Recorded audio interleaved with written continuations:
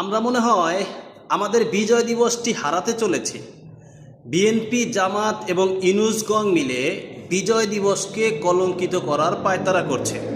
কিভাবে? আসেন আলোচনা করি। আসসালামু আলাইকুম। গত মাসের 2025-এর নভেম্বরের 28 তারিখে বেগম খালেদা জিয়া হসপিটালে তার শেষ নিঃশ্বাস ত্যাগ করেছেন। বেগম খালেদা জিয়া ইন্তেকাল করেছেন। আজকে ডিসেম্বরের 2 তারিখ, এখনো পর্যন্ত পাবলিশ করা হয় নাই যে বেগম খালেদা জিয়া আর বেঁচে নাই। এখানে বিজয় দিবসের সাথে সম্পর্ক কি? দেখেন, বিএনপি, জামাত এদের স্বাধীনতার উপরে, 71-এর উপরে, মুক্তিযোদ্ধাদের উপরে আঘাত করার রেকর্ড অনেক আছে। তাদের স্বাধীনতায় অ্যালার্জি, তাদের বিজয়ে অ্যালার্জি, মুক্তিযুদ্ধতে অ্যালার্জি, মুক্তিযোদ্ধাদের প্রতি অ্যালার্জি, এরকম ইতিহাস কিন্তু অগণিত আছে। এখন বেগম খালেদা জিয়ার সাথে বিজয় দিবসের সাথে সম্পর্ক কি? আমরা বাঙালি জাতির শোক দিবস পালন করি 15ই আগস্ট। কারণ 1975 সালের 15ই আগস্টে বঙ্গবন্ধুর সপরিবারকে হত্যা করা হয়।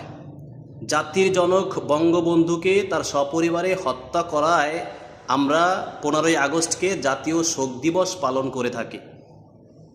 সেই দিনটাতে বেগম খালেদা জিয়া জন্মদিন পালন করে, উৎসব করে, সেটাও তার একটা ভুয়া জন্মদিন।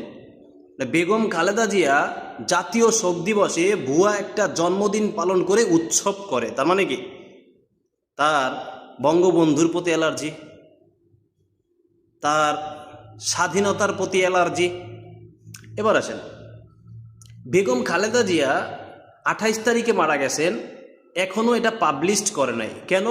এটা বিএনপি জামাতের একটা চক্রান্ত, ইউনূসের একটা চক্রান্ত, যাতে বেগম খালেদা জিয়ার মৃত্যুটা 16ই ডিসেম্বরে জাতির সামনে উপস্থাপন করতে পারে এবং 16ই ডিসেম্বরটাকে জাতীয় শোক দিবস হিসেবে পালন করতে পারে।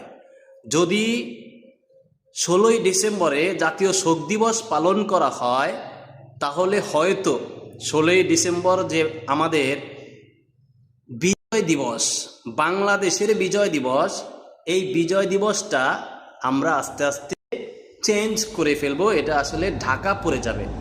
সো মেবি বাঙালি জাতি প্রস্তুত থাকেন বিজয় দিবসটাকে হারানোর জন্য। হয়তো আমরা এই বছর থেকে শুরু করে 16ই